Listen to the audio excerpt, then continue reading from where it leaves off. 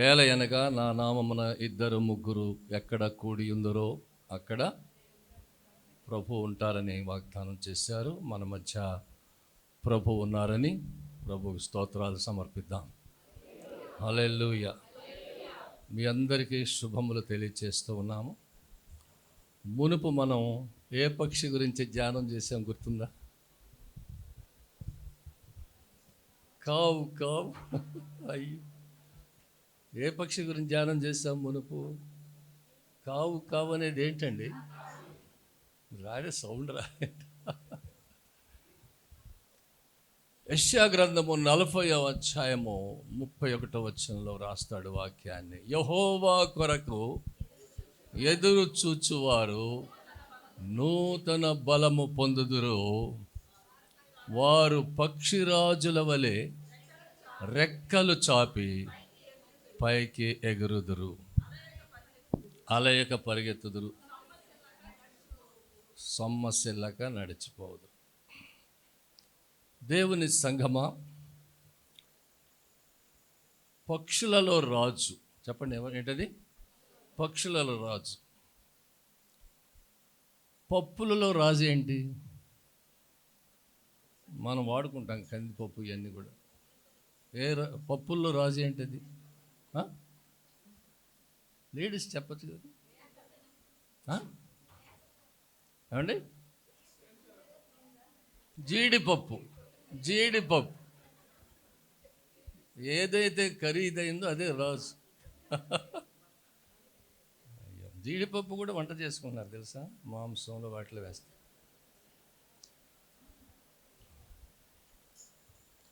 ఒకానొక సమయంలో మన దేవుడు కూడా తన్ను పక్షిరాజుతో పోల్చుకున్నాడు. నిర్గమకాండము 19వ అధ్యాయం 4వ వచనంలో అంటాడు, నేను ఐగుప్తీయులకు ఏమి చేసితినో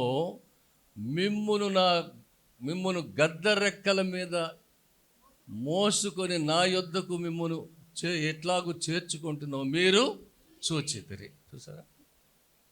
దేవుడు కూడా తను తాను పక్షిరాజుగా పోల్చుకుంటున్నాడు. అందుకే అక్కడక్కడ ఆయన రెక్కల క్రింద ఆరోగ్యం ఉందని, ఓ రూతు, నువ్వు యెహోవా దేవుని రెక్కల క్రిందకు వచ్చావు కాబట్టి నువ్వు సురక్షితంగా ఉంటావని బోయజు మాట్లాడడం. తన్ను కూడా ఒక పక్షిరాజుగా ప్రభువు పోల్చుకున్నాడు. పక్షిరాజు గురించి మనము ఈరోజు కొన్ని ఆధ్యాత్మికమైనటువంటి పాఠాలు నేర్చుకోబోతూ ఉన్నాం. ఏంటి ప్రభువా, మేము ఎంఏలు చదివాం, ఎంటీహెచ్లు చేసాం, ఎంబీబీఎస్లు చేసాం, పక్షుల దగ్గరికి వెళ్ళి పాఠాలు నేర్చుకోవాలంటే తప్పకుండా మీరు పక్షుల దగ్గర పాఠాలు నేర్చుకోవాలి అంటాడు. ఎందుకంటే మనిషి యొక్క జ్ఞానం ఏమవుతుందంటే రోజు రోజుకి లోక సంబంధంగా పెరగచ్చు, కానీ ఆధ్యాత్మిక సంబంధంగా ఏమవుతుందంటే దిగజారిపోతుంది. ఎందుకు చూడండి, పేపర్ చూస్తున్నారు, టీవీలు చూస్తున్నారు కదా. ఇశ్రాయేలీలు, అరబ్బులు ఎవరు? సహోదరులు. Very good. ఇస్సాకు సంతానం ఇశ్రాయేలీలు. అన్నదమ్ములు బాంబులు వేసుకొని ఒకరినొకరు చంపుకున్నారు. ఏంటి లాభం? వీళ్ళ జ్ఞానం ఎంత నాశనానికి దారితీస్తుందంటే అనేక మంది మూడో ప్రపంచ యుద్ధం వస్తుందేమో భయపడిపోతుంది. చూసారా? కనుక పక్షుల దగ్గర మనం పాఠాలు నేర్చుకోవాలి. యోబు గ్రంథము 12వ అధ్యాయం 7వ వచనం ఏం చెప్తుందో చూడండి. యోబు గ్రంథము 12వ అధ్యాయం 7వ వచనం.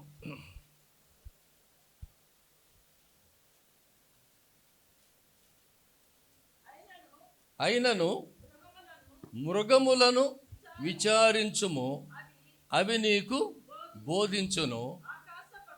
ఆకాశ పక్షులను విచారించుము, అవి నీకు తెలియచేయును.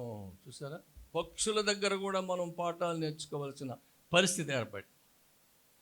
పక్షిరాజు యొక్క విశేషం ఏంటంటే అది చాలా భూమికి చాలా దూరంగా ఎత్తైన స్థలంలో తన గూడు కట్టుకుంటుంది. ఎవరు ఎక్కలేనంత పైకి కొండ శిఖరాన్ని కట్టుకుంటుందట. యోబు గ్రంథము 39వ అధ్యాయం 28వ వచనం. యోబు గ్రంథము 39వ అధ్యాయం 28వ వచనం. అది రాతి కొండ మీద నివసించును, కొండపేటు మీదను ఎవరు ఎక్కజాలనంత చోటను గూడు కట్టుకును. ఎత్తైన చోటలో తన గూడుని కట్టుకుంటుందంట. దీనివల్ల మనం నేర్చుకునేటువంటి పాఠం ఏంటంటే, ఆత్మీయ పాఠం, లోక ఆకర్షణలకు మనము దూరంగా ఉండాలి. చెప్పండి, దేనికి? లోక ఆకర్షణలకు చాలా దూరంగా ఉండాలి. లోక ఆకర్షణలకు మూలం 3 ఉన్నాయి, మూలమైనటువంటి. అవేంటంటే శరీరాశ, నేత్రాశ, జీవపు డంబము. ఈ 3 కూడా ఈ అణుబాంబుల కంటే డేంజరస్. అవేమో శరీరాన్ని పాడు చేస్తాయి అణుబాంబులు, ఆత్మను పాడు చేసేవి ఏంటంటే శరీరాశ, నేత్రాశ. ఏదేను తోటలో 100ల కొలది పండ్లు ఉన్నాయి, ఇదే కావాల్సి వచ్చిందా అవ్వమ్మ గారికి? ఆలోచించండి. శరీరాశ, ఏమి తిందుమో ఏమి త్రాగుదుమో. సరే, కోట మీద నడుస్తున్నాడు యుద్ధానికి పోకుండా దావీదు గారు. చూడరాని దృశ్యాన్ని చూశాడు, పాపంలో పడిపోయాడు. నేత్రాశ. కోట మీద పైకెక్కి తిరుగుతున్నాడు, ప్రచారం చేస్తున్నాడు నెబుకద్నెజర్ రాజు. ఆ బబులోను మహాపట్టణాన్ని, ఆ విశాల సామ్రాజ్యాన్ని చూచి, నా మహాప్రభావము, నా ఆధిక్యత తెలిపేటువంటి ఈ మహా విశాలమైనటువంటి పట్టణాన్ని నేను కదా నిర్మించింది, నేను కదా. ఎప్పుడైతే నేను అనేటువంటి స్వభావం నెబుకద్నెజర్ రాజులోకి వచ్చిందో, పైనుంచి దేవుడు మాట్లాడుతున్నాడు. పశువును తరిమినట్టు అడవుల్లోకి తరిమేశారు మనుషులు. కొంతకాలం పశువు వలె అడవుల్లో ఏం మేశాడంటే గడ్డి మేశాడు. హేరోదు రాజు ఉపన్యాసం చేసి క్రిందకి దిగుతున్నాడు మెట్లు. క్రింద ఉన్నటువంటి ప్రజలందరూ కూడా అంత బాగా ఉపన్యాసం చేశాడేమో, ఇది దేవుని స్వరమే కానీ మానవుల స్వరం కాదని పెద్దగా అరుస్తుంటే, బాబు ఇది దేవుని కృప బాబు అంటలేదు. వెర్రవీగుతూ కిందకి దిగుతున్నాడా, నన్ను ఎంతగా పొగుడుతున్నారు, నేను ఎంత గొప్ప ఉపన్యాసం చేశాను. అపోస్తల కార్యములు 12:23. అపోస్తల కార్యముల 12వ అధ్యాయం 23వ వచనం. అతడు దేవుని మహిమపరచనందున వెంటనే ప్రభుదూత అతను మొత్తను గనుక పురుగులు పడి స్పాట్లో చచ్చిపోయాడండి. ఎంత దౌర్భాగ్యం! అంత ఆధిక్యత ఇచ్చినటువంటి దేవుణ్ణి ఘనపరచలేడా? ఆ లుద్దలో పుట్టినది మొదలుకొని కుంటివాడైనటువంటి వాడిని లేపారు పౌలు, వాళ్ళు బర్నబాలు. వాడు లేచి గంతులు వేస్తుంటే, అమ్మో దేవతలు దిగొచ్చారని చెప్పేసి దండలు తీసుకొచ్చారు, పశువులు తీసుకొచ్చారు వధించడానికి. వాళ్ళు తమ బట్టలు చింపుకొని మట్టిలో పొరలాడారట. బాబోయ్, మేము చేయలేదయ్యా ఈ కార్యం, ప్రభువారు చేశారు. దేవుని స్తోత్రం చెప్పండి. నేను వైజాగ్లో జగదాంబ సెంటర్లో నడుచుకుంటూ వెళ్తున్నాను. అక్కడ ఒక చక్కని బిల్డింగ్ అనిపించింది, పాలరాతితో కట్టారు. బోర్డు చూస్తే హోటల్ అప్సరా అని ఉంది. చాలా ఖరీదైనటువంటి హోటల్ అట విశాఖపట్నం మొత్తంలో. ఎంత అందంగా ఉంటే అంత అందంగా ఉంది. ఇంకా ఒక 100 అడుగులు వేసేటప్పటికి ఒక చక్కని అందమైనటువంటి బిల్డింగ్ అనిపించింది, అది కూడా చాలా ఖరీదైనట్టు. ఈ బిల్డింగ్ ఎంత బాగుందని చూస్తే గేటు మీద 2 బోర్డులు కనిపించినాయి. నాకు చాలా ఆశ్చర్యం వేసింది. ఆ బోర్డు మీద ఏముందంటే 2 బోర్డులు, ఆ 2 గేట్ల మీద not my merit but his grace అని ఉంది. ఇది నా సామర్థ్యము కాదు, ఇది దేవుని కృప అని. ఇదేంటి, ఇది క్రిస్టియన్స్ వర్డ్ కదా, ఇక్కడ రాయబడింది అంటే నేను గేట్ మెన్ అడిగాను. ఆయన చెప్పాడు, 2 సంవత్సరాల క్రితం మా చౌదరి గారు ప్రభువు నమ్మాడండి, కొంచెం లోపలికి తొంగి చూడండి అన్నాడు. ఇలా చూసేటప్పటికి ఆ సింహద్వారం దగ్గర వాక్యాలు రాయబడి ఉన్నాయి. దేవునికి మహిమ కలుగును గాక. 8 జ్యోతిర్మయ బస్ సర్వీసులు ఉన్నాయి ఆయనకి వైజాగ్లో. 1000 ఎకరాల పొలం ఉంది ఆయనకి. ఎవరిని కనపరుస్తున్నాడు? అది కావాల్సి. అదనమాట. చూసారా దేవుని బిడ్డలారా, ఎట్లయితే పక్షిరాజు ఎత్తైనటువంటి గూడు కట్టుకొని ఉంటుందో మన భావాలు కూడా ఉన్నతమైనటువంటి భావాలు అయి ఉండాలి. మన మార్గాలు ఉన్నతమైన ఉండాలి. హనోకు సంసారం చేస్తూ కుమారులను కుమార్తెలను కంటూనే ఎవరితో నడిచాడట? దేవునితో నడిచాడట. సరే, అందుకే ప్రభు అంటాడు, మీ తలంపుల కంటే నా తలంపులు ఉన్నతమైనవి, మీ మార్గముల కంటే నా మార్గములు ఉన్నతమైనవి అంటాడు. అతను దేవుని బిడ్డల. అవునండి పాస్టర్ గారు, లోకంలోనే కదా, లోకానికి దూరంగా ఎలా జీవించగలమని మీకు ప్రశ్న రావచ్చు. లోక ఆకర్షణలకు దూరంగా ఉండాలంటే బైబిల్లో రాస్తాడు, పట్టణమును పట్టుకొని వాని కంటే తన మనస్సును స్వాధీనపరుచుకునేవాడు శ్రేష్ఠుడంట. సరే, అది కావాల్సింది. ఒక మంచి ధనవంతుడైనటువంటి క్రైస్తవుడు విమానంలో ప్రయాణం చేస్తున్నాడు. విమానంలో కూడా first class, second class, third క్లాస్లో ఉంటాయి. ఫస్ట్ క్లాస్లో ప్రయాణం చేస్తున్నాడు. విమానం వెళుతూ ఉంది. ఎయిర్ హోస్టెస్ వచ్చి ఒక గాజు గ్లాసులో తళతళలాడేటువంటి ఎర్రని పానీయం తీసుకొచ్చింది. తళతళలాడే ఎర్రని పానీయం అంటే ఏమై ఉంటుంది? వైన్. దేవుని బిడ్డలారా, ఏంటమ్మా ఇదని అడిగాడు. ఇవ్వబోతుంది. వెల్కమ్ డ్రింక్ సార్ ఇది అంటుంది. ఏంటంట?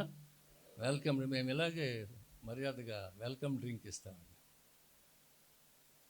తీసుకెళ్ళి నేను తాగనన్నా. వెళ్ళి మేనేజర్కి చెప్పింది. అక్కడ మేనేజర్ ఉంటాడు విమానంలో కూడా. అతను తీసుకొచ్చాడు. సార్, మేము హ్యాపీగా ఇస్తామండి, మీరు అడగలేదు కదా, వెల్కమ్ డ్రింక్ సార్. అప్పుడు ఆయన అన్నాడు, ఇది తీసుకెళ్ళి పైలట్ ఆఫీసర్కి ఇవ్వండి.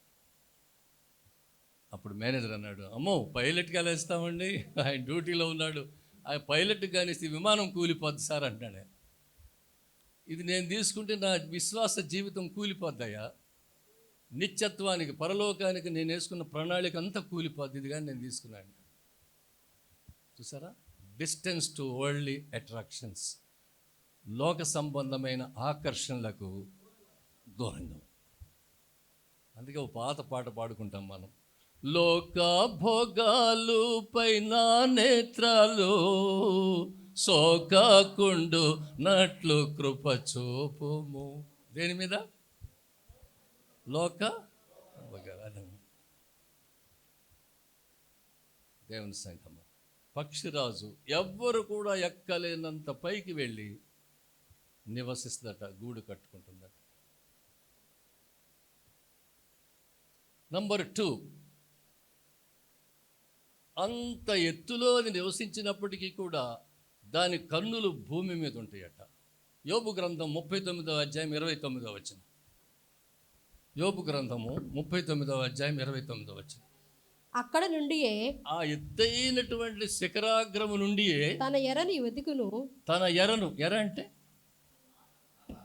ఆహారం, తన ఎరను వెతుకును. దాని కన్నులు దానిని దూరము నుండి కనిపెట్టును. దూరము నుంచి కనిపెడతాయట. ఈ వాక్యం ద్వారా, ఈ రెండవ పక్షిరాజు యొక్క లక్షణం ద్వారా మనం నేర్చుకోవాల్సిన పాఠం ఏంటంటే, మనము ఎంత రక్షణలో ఉన్నత స్థితికి వెళ్ళినప్పటికీ కూడా కొంచెం నశించిపోయే వారి మీద మన కన్నులు ఉండాలి.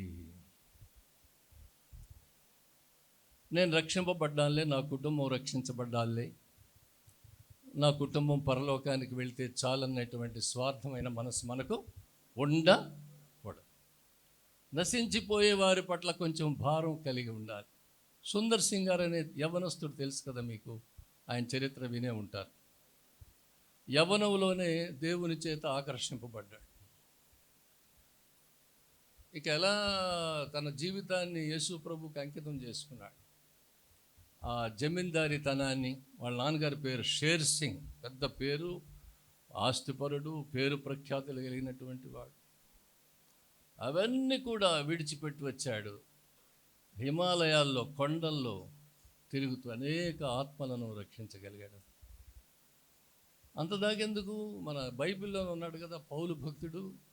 అతడు ధనవంతుడు, పౌలు గారు విద్యావంతుడు, గమలియేలు పాదముల యొద్ద పాండిత్యాన్ని నేర్చుకున్నటువంటి వాడు, రోమా పౌరసత్వం కలిగినటువంటి వాడు. అతనికి ఉన్నటువంటి పరలోక దర్శనాలు బైబిల్లో ఎవరికీ లేవు. అంతగా ఎదిగినటువంటి వ్యక్తి ఏమంటున్నాడో తెలుసా? రోమాపత్రిక 10వ అధ్యాయం 1వ వచనం. రోమీలకు రాసిన పత్రిక 10:1. సహోదరులారా, ఇశ్రాయేలీలు రక్షణ పొందవల్లని, సరే అండి, ఏముందట? నా హృదయాభిలాషయు వారి విషయమై నేను దేవునికి చేయు ప్రార్థన అయి ఉన్నది. కేవలం కోరికుంటే చాలదు. ఏం చేయాలి? ప్రార్థన చేయాలి, దేవుని దగ్గర మొరపెట్టుకోవాలి, సరే, గోజాడాలి, కన్నీటితో ప్రార్థన చేయాలి. 30 సంవత్సరాలు చేసిందంట అగస్టిన్ కుమారుడి కొరకు తల్లి. 30 ఏళ్ళు ప్రార్థన చేసిందంట. పోకిరిగా తిరుగుతున్నాడయ్యా, పాపపు లక్షణాలు ఉన్నాయి వీడికి, వీడు నరకానికి వెళ్తాడు, ప్రభువా రక్షించు నాయన. 30 ఏళ్ళు ప్రార్థన చేసి చనిపోయింది. ఒకరోజు స్నేహితుడితో వెళ్తుంటే ఆ స్నేహితుడు బలవంతంగా కొంచెం ఇక్కడ కూర్చొని వెళ్దాం, కొంచెం మీటింగ్కి అటెండ్ అవ్వాలంటే దగ్గరికి ఆ మీటింగ్లోకి వెళ్ళి కూర్చున్నాడు. పట్టేసింది దేవుని వాక్యం, మారిపోయాడు. సరే, అతను ముందు నడుస్తుంటే వెనక ఒక అందమైన లేడీ అంటుందంట, hello Augustine, it is I అంటుందంట. నేనయ్యా, అంతకుముందు పరిచయం వస్తాయి అనమాట. వెనక్కి తిరిగి అన్నాడంటే అగస్టిన్, అమ్మా నువ్వే కావచ్చు కానీ నువ్వు అనుకుని అగస్టిన్ ఎప్పుడు చచ్చిపోయాడమ్మా, ఇప్పుడు కొత్త అగస్టిన్. దేవునికి స్తోత్రం చెప్పండి. సరే అండి, నశించిపోయే వారి పట్ల కొంచెం మనం శ్రద్ధ చూపించాలి. ఎక్కడికో వెళ్ళనక్కర్లేదు, మన బంధువులోనే చాలామంది రక్షణ లేనటువంటి వారు ఉన్నారు కూడా. వారి కొరకు కొంచెం వారి పేర్లను రాసుకొని ప్రభువు ముందు పెట్టి ప్రార్థన చేయాలి. పదే అడగాలి. నీ ప్రార్థనలు ఊరికినే దేవుడు విడిచిపెట్టాడు, ఏదో ఒకరోజు దానికి జవాబు ఇస్తాడు. అందుకే దావీదు భక్తుడు దేవునికి ఏమని పేరు పెట్టాడంటే ప్రార్థన ఆలకించువాడా. చెప్పండి ఏంటి? ప్రార్థన ఆలకించువాడు మన దేవుడు. కనుక దేవుని సంఘమా, అది ఎత్తైనటువంటి స్థలములో నివసించినప్పటికీ దాని ఆహారాన్ని ఎక్కడ వెతుక్కుంటుందట? ఇక్కడ ఆహారం అంటే ఆత్మీయ అర్థం ఏంటి? సమరయ పట్టణానికి వెళ్ళాడు యేసు ప్రభు వారు శిష్యులతో. వీళ్ళేమో భోజనం తేవడానికి ఎక్కడికి హోటల్కి ఎక్కడికి వెళ్ళారు. అందులోకి సమరయ స్త్రీ వచ్చింది, కాసేపు మాట్లాడింది, ఆమెలో మార్పు వచ్చేసింది. కొండ విడిచిపెట్టి ఊళ్ళోకి వెళ్ళింది జనాన్ని తీసుకురావడానికి. అక్కడే కూర్చో ఉన్నాడు. అంతలోకి శిష్యులు రానే వచ్చారు. ప్రభు అన్నాడు, మీకు తెలియని ఆహారం నా దగ్గర ఉందయ్యా అన్నాడు. అదేంటి, ఎవరన్నా క్యారేజ్ తెచ్చిచ్చారేమో ప్రభుకి అనుకున్నారు వాళ్ళు. ప్రభు అంటాడు యోహాను సువార్త 4:34లో, నన్ను పంపిన వాని చిత్తము నెరవేర్చుటయు ఆయన పని తుదముట్టించుటయు నాకు ఆహారమై ఉన్నది. చూసారండి దేవుని బిడ్డలారా, నన్ను పంపిన వాని చిత్తము నెరవేర్చుటయు ఆయన పని తుదముట్టించుటయు నాకు ఆహారమై ఉన్నది. కనుక కొంచెం మనం ఏదో ఒక విధంగా సువార్త సేవను ప్రోత్సహించవలసినటువంటి వారమై ఉంటున్నాం. సుందర్ సింగ్ జమీందారితనాన్ని ఆస్తులు వదిలిపెట్టాడు, కానీ పౌలు భక్తుడు తన ఆస్తంతా ఆత్మల కొరకు ఖర్చు పెట్టాడట. 2వ కొరింథీ పత్రిక 12వ అధ్యాయం 15వ వచనం. కొరింథీయులకు రాసిన 2వ పత్రిక 12:15. కాబట్టి నాకు కలిగినది యావత్తు మీ ఆత్మల కొరకు బహు సంతోషముగా వ్యయపరిచెదను. నన్ను నేను వ్యయపరచుకుందును. పౌలు గారి కాన్సెప్ట్ ఏంటంటే తుప్పు పట్టడం కంటే అరిగిపోవటం మంచిది. ఒక మిషన్ తీసుకొచ్చాం, దాన్ని వాడకపోతే కొంతకాలం ఏమైపోతుంది అదన్నమాట. తుప్పు పట్టడం కంటే అరిగిపోవటం మంచిది. కనుక దేవుని సేవకు వాట్ ఈజ్ యువర్ కాంట్రిబ్యూషన్? నీ యొక్క వంతు నువ్వు ఎంతవరకు సహకరిస్తున్నావు అది మనం ఆలోచించాలి. కేవలం పాస్టర్గార్ల పనిది ఆత్మలు అనుకోవద్దు. అందరికీ వేసాడు డ్యూటీ యేసు ప్రభువారు. మీకు ఒకసారి చెప్పినట్లున్నాను. అపోస్తలుల కార్యం 8:1 చదవండి.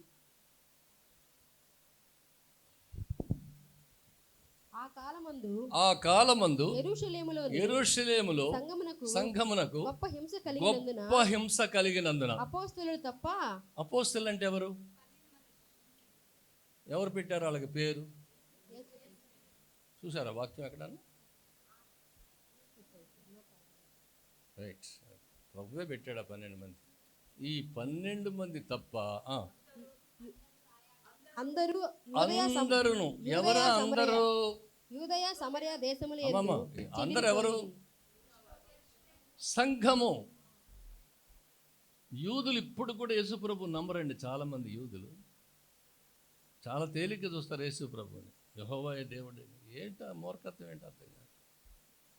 ప్రభు ఏమంటాడు? నన్ను చూచిన వాడు నా తండ్రిని చూసినట్లే. ఇద్దరం ఒకటే అని చెప్తున్నా కానీ వాళ్ళకి అర్థం కాదు. నా తండ్రి ఏం చేయమన్నాడు? ఆ క్రియలు చేస్తున్నానయ్యా. ఆ క్రియలను చూసాను నన్ను నమ్మండి అంటాడు. సరే, గొప్ప హింస కలిగినందున సంఘస్థులందరూ కూడా వేరే వేరే ఊళ్ళకి చెదిరిపోయారు కుటుంబాలు. సాతానుడు పక్క నవ్వుకున్నాడు. పాడు చేశాను యెరూషలేము సంఘాన్ని అనుకున్నాడు. 4వ వచనం. కాబట్టి చెదిరిపోయిన వారు ఎవరు? వాళ్ళు పాస్టర్గార్ల సంఘమా? చెదరిపోయిన వారు సువార్త వాక్యమును ప్రకటించుచు సంచారం చేసి. అప్పటి వరకు యెరూషలేము వరకే ఉన్న పరిమితమైనటువంటి దేవుని వాక్యము ఇప్పుడు హింసను దేవుడు ఎలా మార్చేశాడంటే ఇంకా అనేక ప్రాంతాలకు సువార్త వెళ్ళిపోయింది వీరి ద్వారా. దేవుని బిడ్డలు సరే, కనుక మనము ధారాళంగా ఉండాలి దేవుని పని విషయంలో. ఒక పిసినారి భర్తట 1వ తారీఖున భార్యకు ఒక అగ్గి పెట్టించాడట. ఏమిచ్చాడు? ఇందులో 30 పుల్లలు ఉన్నాయమ్మా, నెలంతా జాగ్రత్త వాడుకో, మళ్ళీ అగ్గి పెట్టి కొత్తది ఏమన్నా నెల అయిందాకనే. 30 పుల్లలు 30 రోజులకి వస్తాయి కదా. నెల అయిపోయింది. నెల అయిపోయేటప్పటికి ఈ భార్య ఏం చేసిందంటే, ఇదిగోండి అగ్గిపెట్టె అని ఇచ్చింది. అగ్గిపెట్టె ఖాళీగా ఉండాలా, పుల్లలతో ఉండాలా? ఖాళీగా ఉండాలి కదా. దాంట్లో 29 పుల్లలు ఉన్నాయి. ఏమిటి 29 పుల్లలు ఉన్నాయి? నాకంటే నా భార్య ఎంత పొదుపు చేస్తుందని ఊపిపోతున్నాడు. ఎలా పొదుపు చేయగలిగామంటే, ఆ కిరసనాయిల్ స్టవ్ ఆపలేదు కదండి అంటుంది. ఎంత కిరసనాయిల్ ఖర్చు అయి ఉంటుంది? ఈవిడేదో భర్త దగ్గర గొప్పదనాన్ని సంపాదించడానికి అది చాలా జాగ్రత్త చేసింది. కిరసనాయిల్ స్టవ్ వెలుగుతానే ఉంది నెలంతా. అందుకంటాడు, దొంగలైనను లోభులైనను పరలోక రాజ్యానికి వారసులు కారు. ధారాళంగా ఉండాలి దేవుని విషయం. నంబర్ 3, ద్వితీయోపదేశ కాండం 32:11.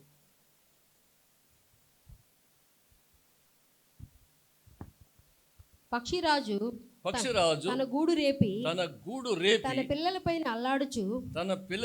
అల్లాడుచు రెక్కలు చాపుకొని వాటిని పట్టుకొని తన రెక్కల మీద వాటిని మోయినట్లు యెహోవా వాటిని పట్టుకుంటం ఏంటి, రెక్కలు చాపటం ఏంటి? ఆలోచించండి. మరట రాత్రి సమయాల్లో ఈ పక్షిరాజు వచ్చి నోట్లో తిండి పెడతంటే తిని కూర్చుంటాయి. బాగా బెడ్డింగ్ మీద కూర్చొని అసలు రెక్కలు ఉన్నాయనే విషయమే మర్చిపోతాయి. కూర్చొని తింటానే కదా. ఎంతకాలం వీటిని నేను పోషించాలి, వీటికి రెక్కలు ఉన్నాయి అని ఒక పిల్లని తన యొక్క వీపు మీద ఎక్కించుకుంటుందట. ఎత్తైన ప్రాంతానికి వెళ్ళిపోయి అలా జార విడుచుద్దట. ఇప్పుడు ఈ పిల్ల ఏం చేస్తుందో చెప్పండి? పడిపోయేటప్పుడు పిల్ల ఏం చేస్తుంది? అది భయంతో రెక్కలు ఇలా కొట్టుకుంటూ పడిపోతుంటాయి. మళ్ళీ రివ్వున కిందకు వచ్చేసేసి మళ్ళీ వీపు మీద తీసుకెళ్ళి గూట్లో పెట్టి ఈ విధంగా ట్రైన్ అప్ చేస్తుంటే ఎంత బాధ్యత. వాటికి ఎంత మంచి ట్రైనింగ్. అమెరికా దేశాన్ని పరిపాలించిన ప్రెసిడెంట్ గారు అబ్రహాం లింకన్ గారు, ఆయన తన పిల్లల్ని వెంట పెట్టుకొని స్కూల్కి తీసుకెళ్ళాడట. ఆ టీచర్ గారు మేడం గారిని కలిసి, అమ్మా 3 విషయాలు నేర్పించండి మా పిల్లలకి అన్నాడట. ఎన్ని విషయాలు? 3 విషయాలు. ఏంటి సార్ చెప్పండి సార్ అన్నాడు లేచి నిలబడి.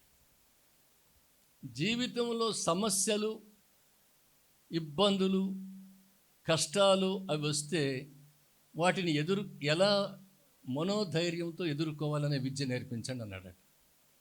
ఏంటంటే అది సమస్యలు వచ్చినప్పుడు, కష్టాలు వచ్చినప్పుడు, ఇబ్బందులు వచ్చినప్పుడు మనోధైర్యం నేర్పించండి, ఎలా ఎదుర్కోవాలి వాటిని. నంబర్ 1.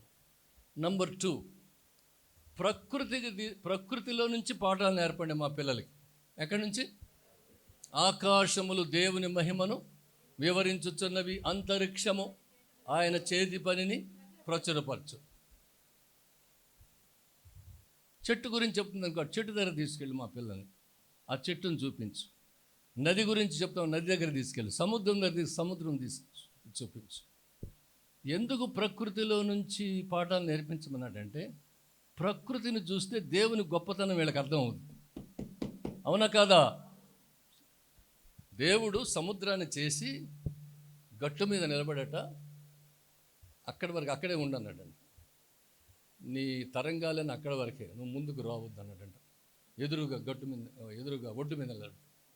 యోబు గ్రంథం 38వ అధ్యాయం 11వ వచనం. యోబు గ్రంథము 38:11. నీవు ఇంతవరకే గాని, సముద్రంతో దేవుడు మాట్లాడుతున్నాడు, నీవు ఇంతవరకే గాని మరి దగ్గరికి రాకూడదనియు, దగ్గరికి రాకూడదు, నా కాళ్ళు తడవకూడదు, ఇక్కడనే అక్కడ వరకే ఉండాలి నువ్వు. ఇక్కడనే నీ తరంగముల పొంగు అణపబడుననియు. జాగ్రత్త సొమ్మ. నిన్న మేము ప్రయాణం వస్తుంటే ఒక చోట పాట వినపడుతుంది. ఒక పాట, సృష్టికర్త యేసుదేవా సర్వలోకం నీ మాట వినోను. విన్నారా పాట ఎప్పుడన్నా? విన్నారా? సముద్రానికి ఆటేస్తున్నాడు. అక్కడ వరకే నువ్వు ఉండు, ముందుకు రావడానికి వీలేదు. నీ తరంగాల పొంగంత అక్కడే. విన్నదా లేదా సముద్రం? చూసారా? ప్రకృతిలోకి తీసుకెళ్ళి మా పిల్లలకి పాఠాలు. సార్ 3వది ఏంటో చెప్పండి. తప్పు చేయడానికి భయపడే విద్యను నేర్పించమ్మా. ఏం చేయడానికి? అర్థమైందా? పాయింట్ అర్థమైందా? తప్పు చేయడానికి భయపడే విద్య నేర్పించు. అమ్మో చేయకూడదు కదా, దేవునికి కోపం వస్తుంది కదా. ఎలా పెంచాడండి అబ్రహాం లింకన్ గారు. ఆయనకి ఏం తక్కువ, ప్రెసిడెంట్ గారు. కానీ పిల్లలు దైవ భక్తిలో ఉండాలి, అది ఆయన ఉద్దేశం. పక్షిరాజు కూడా తన పిల్లల్ని రెక్కల మీద ఎక్కించుకొని పడిపోయేటప్పుడు మళ్ళీ రెక్కలు చాపి వాటిని పట్టుకొని తీసుకెళ్ళి మళ్ళీ ఈ విధంగా ట్రైనింగ్ ఇస్తాట. అది అందువల్ల పిల్లలకి గారం ఎక్కువ చేయకండి, కొంచెం కారం కూడా కావాలి. కారం అంటే బెత్తం వాడని కుమారుడు. సరే, అంత గారం అయితే చాలా డేంజర్. కొంచెం కారం కూడా పెట్టాలి అప్పుడప్పుడు. కారం అంటే కారం పెట్టారు నోట్లో. కొంచెం క్రమశిక్షణ చాలా ముఖ్యం. ఎన్నైనాయి? నంబర్ 4, పక్షిరాజు తన యవ్వనాన్ని మరలా క్రొత్తదిగా ఉండటానికి ఏం చేస్తుందట, 60 సంవత్సరాలు దాటిన తర్వాత ఏదో ఒక రోజు నుంచి వీటి ఏకలన్నీ కూడా ఊడిపోవడం ప్రారంభిస్తాయట. మొత్తం గుండె అయిపోదు. గుండె అయిన తర్వాత ఎత్తైనటువంటి శిఖరానికి వెళ్ళి ఒక బండ మీద కూర్చుంటుందట. కూర్చొని 40 దినాలు అలాగే ఉంటుందంట. మరి ఏడుస్తూ ఉంటుందో దుఃఖపడుతూ ఉంటుందో తెలియదు. ఆ బాధ, ఇబ్బంది. అవి కూడా పక్షులు కూడా ప్రార్థన చేస్తాయి తెలుసా మీకు? పక్షులు దేవుని స్తుతిస్తాయి తెలుసా మీకు? గ్రంథంలో ఉంది, కవిని చెప్పడానికి టైం చాలు. ఈ 40 దినాల్లో క్రొత్త ఈకలు వచ్చేస్తాయి. మళ్ళా యవనాన్ని సంపాదించుకుని మళ్ళీ 15-20 సంవత్సరాలు. అందుకంటాడు వాక్యంలో, పక్షిరాజు యవనం వలె నీ యవనము క్రొత్త దగుచున్నట్లు. ఏం చేస్తాడ? గట్టిగా చెప్పండి. మేలుతో నీ హృదయమును తృప్తిపరచుచున్నాడు. ఏదైనా మంచి వార్త వింటే ఎంత బలం వస్తుందో మనకి. సరే, 10th క్లాస్ రిజల్ట్స్ వచ్చినాయి. పాస్ అయిన వాళ్ళ ముఖాలు ఏమవుతుంటాయి? వెలిగిపోతుంటాయి. తప్పిన వాళ్ళ ముఖాలు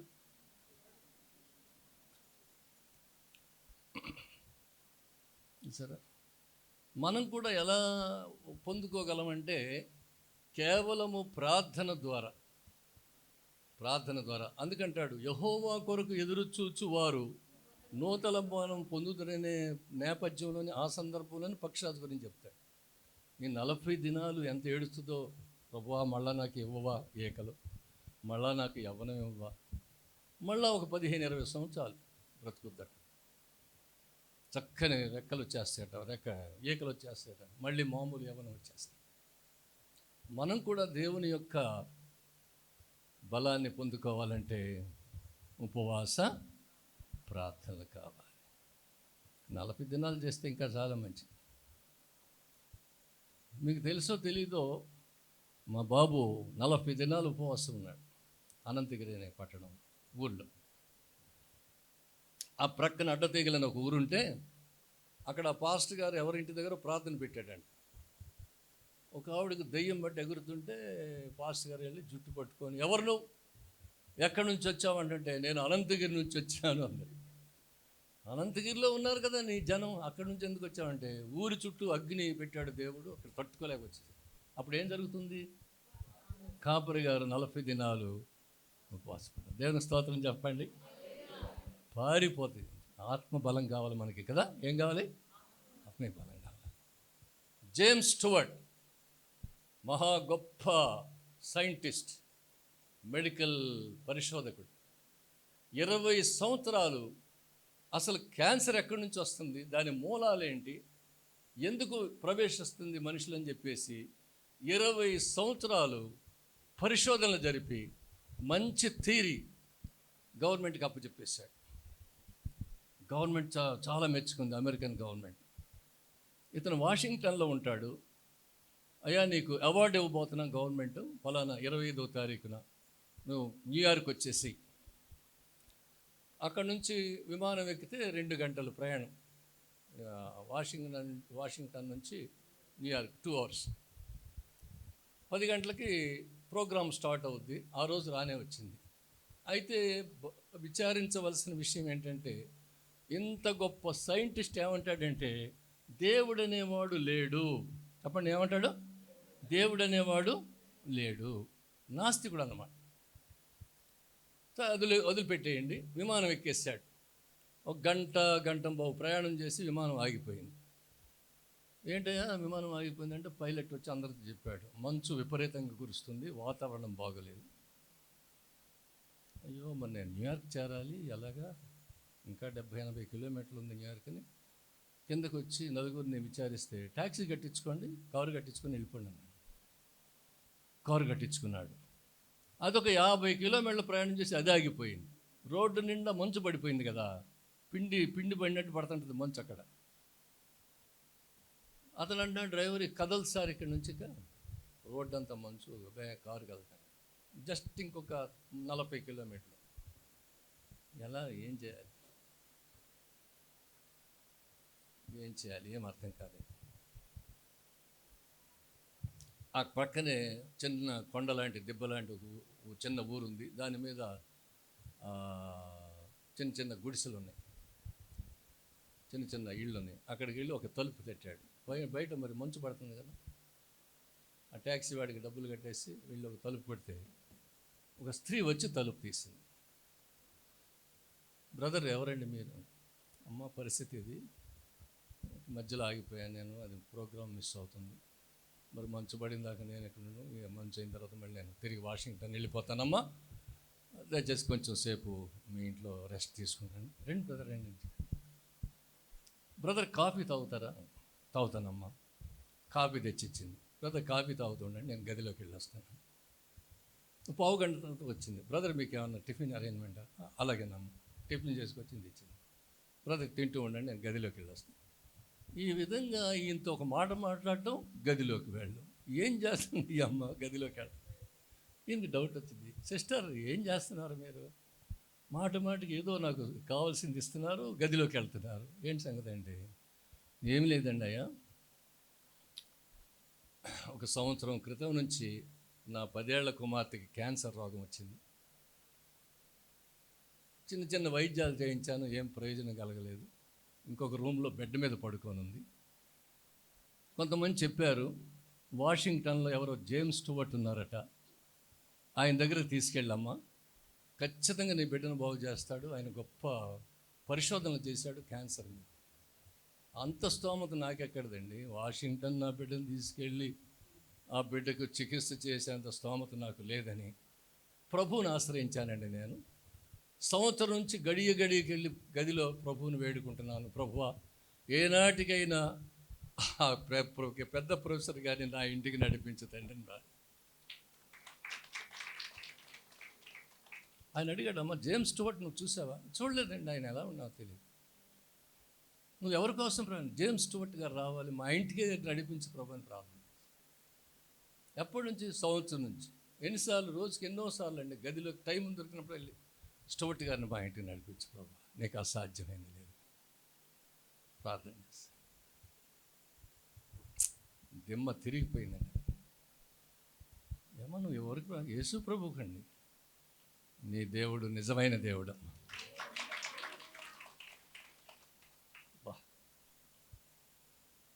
యేసు ప్రభు ఎవరో తెలుసా? ఆయన నిజమైన దేవుడును పుచ్చేయాలి.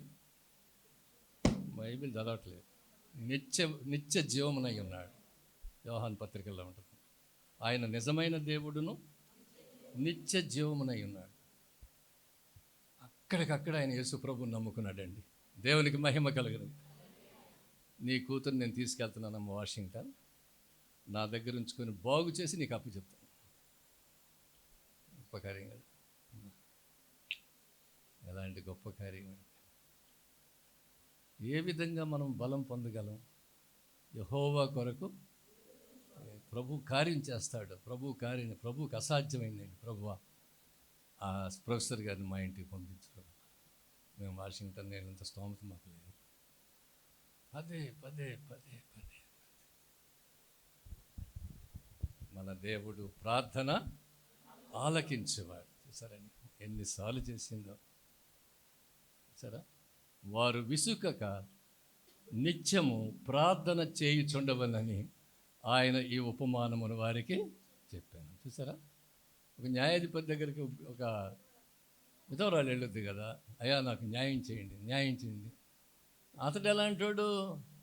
అన్యాయత్తుడైన న్యాయాధిపతి అని రాయబడింది. మాటికి వచ్చి విసిగిపోయి ఈ ప్రాబ్లం వదిలించుకున్నా, లేకపోతే మాటకు వచ్చి నాకు డిస్టర్బ్ చేస్తుందని ఆమెకు న్యాయం చేశాడు. అన్యాయస్తుడే న్యాయం చేస్తే న్యాయాధిపతి అని దేవుడు మనకు న్యాయం చేయడా? మనం ఏం చేయాలి? గోళ్ళు గిల్లుకుంటూ కూర్చోవాలా? ఏం చేయాలి? పదే అడుగుతున్నారు. పదే దాన్ని ఏమంటారంటే విజ్ఞాపన ప్రార్థన. ఏమంటారు? ఎప్పుడైతే సొదొమ గొమొర్రాల మీద దేవుడు అగ్ని కురిపించబోతున్నాడని అబ్రహాం విన్నాడో, అప్పుడు సొదొమ గొమొర్రాల్లో తన తమ్ముడు కొడుకున్నాడు. ఎవరి పేరు? అతని పేరు చెప్పండి. లోతు కుటుంబం ఉంది. అమ్మో, నా తమ్ముడు కుటుంబం నాశనం వద్దని చెప్పేసి దేవుని దగ్గర మొరపెట్టుకున్నాడు. దేవా, నీవు లోకమంతటికి న్యాయాధిపతివి కదా, అక్కడ 50 మంది నీతిమంతులు ఉంటే వాళ్ళని కూడా నాశనం చేస్తావా? 50 మంది ఉంటే దాని జోలికి పోనయ్య అన్నాడు దేవుడు. ఒక 5 తక్కువైనా పోను, 40 మందే ఉంటే పోను, 30 మంది ఉంటే పోను, 20 మంది ఉంటే పోను. దేవా, తెగించి అడుగుతున్నాను, కోప్పడొద్దు ప్రభువా. 10 మంది ఉంటే పోనన్నాడు. అంటే 10 మంది నీతిమంతులు కూడా లేరు అక్కడ. దీన్ని ఏమంటారంటే విజ్ఞాపన ప్రార్థన. అబ్రహాము బంధువు కొరకు విజ్ఞాపన చేశాడు. తేడా ఏంటంటే మనిషికి యేసు ప్రభువుకి. యేసు ప్రభు ఎవరి కొరకు విజ్ఞాపన చేశాడు? యెషయా గ్రంథం 53వ అధ్యాయం 12వ వచనం.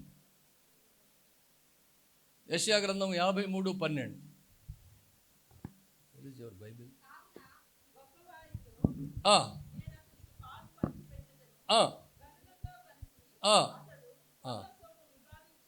ఆ, ఆ, ఆ, ఆ. వాడాయను భరించుచు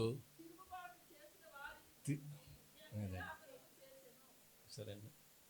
తిరుగుబాటు చేసిన వారి కొరకు ఏం చేశాడంటే యేసుప్రభు వారు, మనం బంధువుల కొరకు ఇంట్లో వారి కొరకు విజ్ఞాపన చేస్తున్నాం. ఆయన ఎంత ఉన్నతమైన భావాలు కలిగిన వాడు ఆలోచించండి. అందుకంటాడు, మీ తలంపుల కంటే నా తలంపులు ఉన్నతమైనవి. Great thing.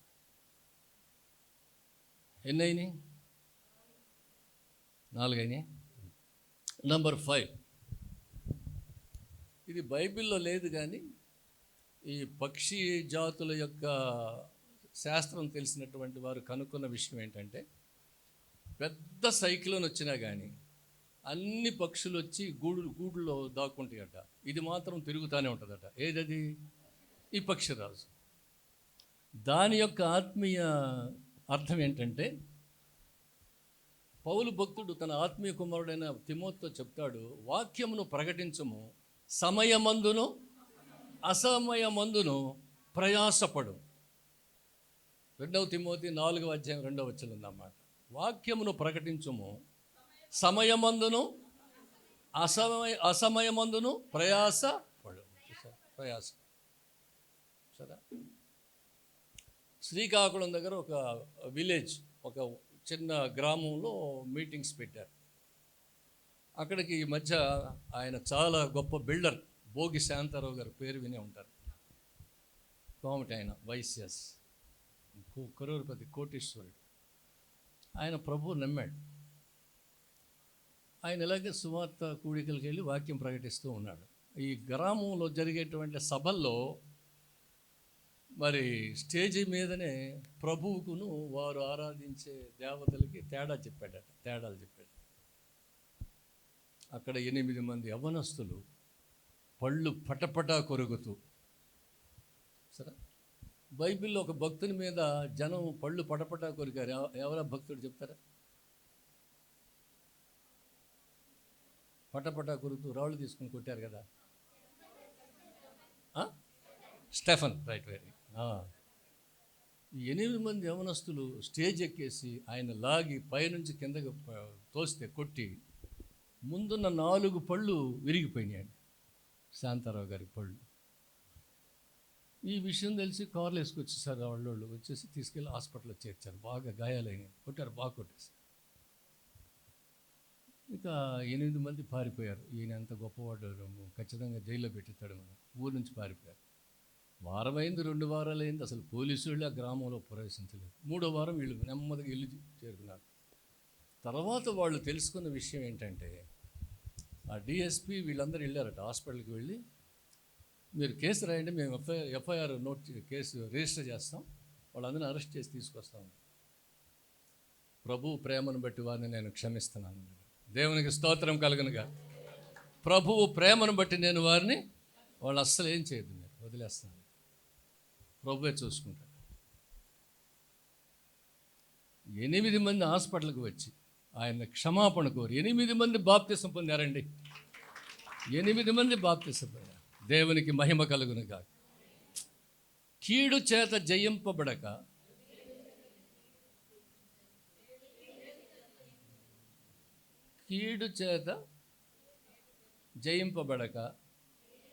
మేలు చేత కీడును జయించు. వాట్ ఏ గోల్డెన్ వర్డ్స్ యేసు ప్రభు. అంత గొప్ప విషయం ఆలోచన. దేవుని సంఘమా, ప్రేమ ఆకర్షిస్తుందండి. ఎంత కఠినమైన వాడినా సరే ప్రేమ చూపించామంటే ఆకర్షిస్తుంది. షూలమ్మితి అంటది తన ప్రియునితో, నన్ను ఆకర్షించుము, మేము నీ యొద్దకు పరిగెత్తుకొని. ఆ ఒక్కదాన్ని ఆకర్షిస్తే మేము రావటం ఏంటి అక్కడ? సమరయ పట్టణానికి వెళ్ళాడు యేసుప్రభు వారు. సుకారు గ్రామంలో ఆ సమరయ స్త్రీని ఆకర్షించాడు వాక్యం ద్వారా. ఈమె ఊళ్ళోకి వెళ్ళి ఊళ్ళో వాళ్ళని ఎంట పెట్టుకొని, సరే నువ్వు ఎంతమందిని దేవుని దగ్గర నడిపిస్తావు? దేవుడు నిన్ను ఆకర్షించాడు, నన్ను ఆకర్షించాడు, నిన్ను ఆకర్షించాడు. ఒక్క ఆత్మనన్న మన ద్వారా తీసుకురాగలుగుతున్నాం ప్రభు దగ్గరికి. ఆలోచించండి దేవుని బిడ్డలారా. రైట్, బాగుంది, భక్తి ఉంది, వస్తున్నారు, ఆరాధిస్తున్నారు, దేవుని నమ్ముకున్నారు, చాలా విషయమే. ఫలం ఏది మీ దగ్గర నుంచి? చెట్టు మొక్క నాటినోడు దానికి నీరు పోస్తాడు, ఎరువు వేస్తాడు, వృక్షం అవుతుంది. ఆ వృక్షం అయిందని తృప్తి పడతాడా? దాని నుంచి ఏం కోరుకుంటాడు?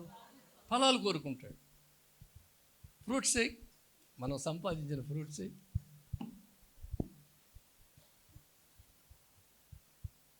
రేపు పరలోకానికి వెళ్ళాక అమ్మ ఎన్ని కోట్లు సంపాదించావని అడగడు ఆయన.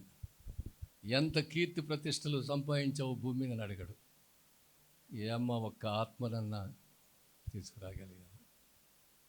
యేసు ప్రభు అరట ఆ పరదైస్కి వెళ్ళినప్పుడు దూతలు ఎదురెళ్ళారట ఆహ్వానించడానికి. ఏ హతసాక్షినో శిష్యుడిని ఎంట పెట్టుకొస్తాడు అనుకుంటే బందిపోటు దొంగను తీసుకొస్తున్నాడు ఈయన. ఇదేంటి ప్రభు అన్నారట, ఇది దేవుని కృపమ్మ అన్నాడంట. హల్లెలూయా. సరే అండి, వాళ్ళ మంచి కదిలించాలండి మనం. చాలామంది తెలియని స్థితిలో ఉన్నారు. వాళ్ళకు కొంచెం మనం వాళ్ళకి చెప్పడం, మనం ప్రార్థన చేయటం, వాళ్ళకి చెప్పడం, ప్రార్థన. ఒక విత్తనం చెవిలో వేయటం, వాక్యం అనే విత్తనం, దాని కొరకు ప్రార్థన చేయడం. ఎప్పటికైనా దేవుడు కార్యం చేస్తాడు. నమ్మదగిన దేవుడు, నమ్మదగిన. సరే, నంబర్ 6, లేవీకాండం 11:15.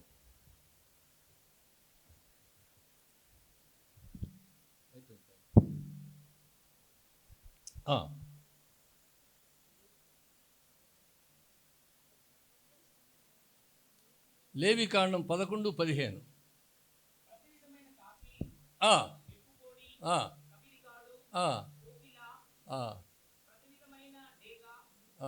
పక్షిరాజన 13వ వచనం 13 చూడండి. పక్షిరాజన ఉందా? ఇవన్నీ కూడా హేయమైనటువంటి పక్షులు. ఎలాంటి పక్షులు చెప్పండి? ఇన్ని విశిష్టతలు, ఇన్ని ఆధ్యాత్మిక పాఠాలు మనం నేర్చుకున్నప్పటికీ కూడా ఇది జాతుల్లో, పక్షి జాతుల్లో హేయమైన జాతి. అంటే వాక్య ప్రకారం చూస్తే భూమి మీద నీతిమంతుడు ఒక్కడును లేడు. ఇప్పుడు మనం రక్షించబడ్డాం కాబట్టి ఎప్పుడు కూడా మనం దేవునికి కృతజ్ఞతగా జీవించాలి. సరే, అగస్టిన్ అనే భక్తుడు రక్షింపబడిన తర్వాత ఒక స్టేట్మెంట్ ఇచ్చాడు ఆయన. అదేంటంటే, నేను నరక ప్రవాహంలో కొట్టుకుపోతున్నాను, దేవుని కృప ద్వారా, నా తల్లి ప్రార్థన ద్వారా పరలోక ప్రవాహంలోకి జంప్ చేయించాడు దేవుడు నన్ను అన్నాడు. అందులో నుంచి నరక ప్రవాహంలో కొట్టుకుపోతున్న, పాపంతో కొట్టుకుపోతున్న నన్ను నా తల్లి ప్రార్థనలు, దేవుని కృప రెండు కలిసి ఏం చేసినాయి? పరలోక ప్రవాహంలోకి తీసుకొచ్చేసింది అన్నాడు. ఎంత కృతజ్ఞత ఆలోచించండి దేవుని బిడ్డ. జర్మనీ దేశంలో ఒక పట్టణంలో ఒక యవ్వనస్తుడికి ఆపరేషన్ జరిపిస్తున్నారు. డాక్టర్ గారు అడిగాడు, బాబు ఆపరేషన్ చేస్తున్నావు, నీ ఆఖరి కోరిక ఏంటి అని అడిగాడు. నువ్వు ఆఖరిగా ఏం మాట్లాడతావు? ఇదేంటండి ఆఖరిగా మాట్లాడడం ఏంటి, చచ్చిపోయాడికి ఇంకా ఆపరేషన్ అని మీకు డౌట్ రావచ్చు. నాలుక క్యాన్సర్ వచ్చింది అతనికి. ఇప్పుడు దేన్ని కట్ చేయాలి వాళ్ళు? నాలుగు పోతే ఏం రాదు? మాట రాదు. చివరి మాట ఏంటో చెప్పయ్యా, కట్ చేయబోతున్నాను అన్నాడు. నా విమోచకుడైన యేసు ప్రభువుని బట్టి దేవునికి స్తోత్రం అని అన్నాడు.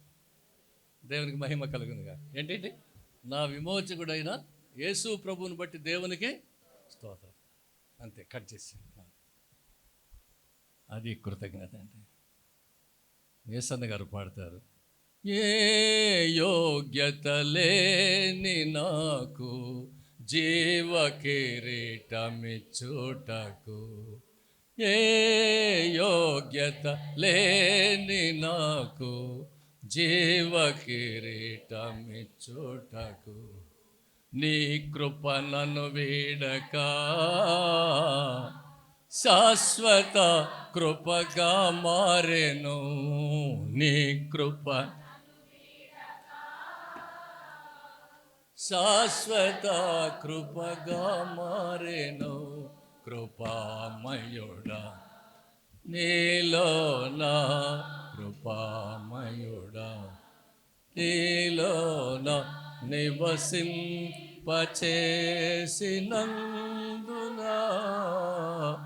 ఇదిగో నా స్తుతుల సింహ. హల్లెలూయా. ఎన్ని స్తుతులు చెల్లిస్తున్నారు ఇంట్లో?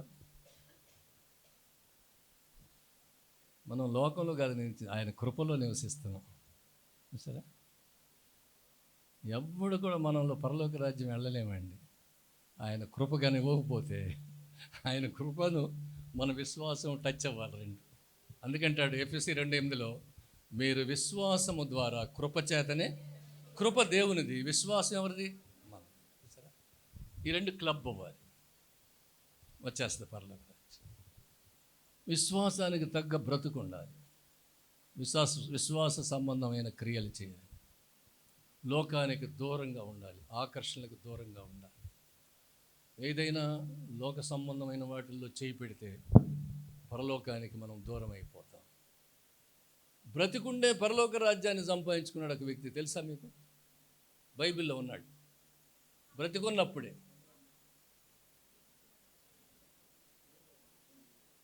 మార్క్స్ వార్త 12:34. మార్క్స్ వార్త 12:34. అతడు వివేకముగా ఉత్తరమిచ్చినని యేసు గ్రహించి నీవు